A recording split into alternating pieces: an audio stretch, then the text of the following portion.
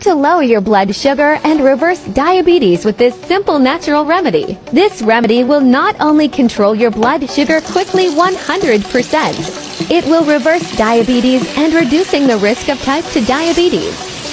All you need for this remedy are 1 prickly pear Nopales, 1 handful parsley, 3 fresh okra, 1 green apple, 1 slice of lime, 1 tablespoon of black Nigela seeds, 1 cup of cool cinnamon tea, 1 tablespoon of cinnamon powder.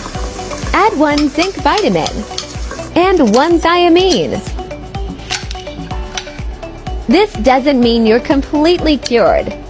You have to continue to take this remedy daily like you were taking medication because diabetes is an ongoing disease.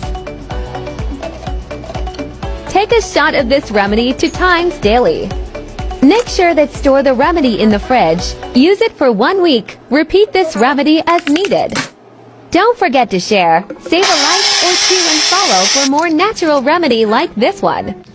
May God bless and heal you.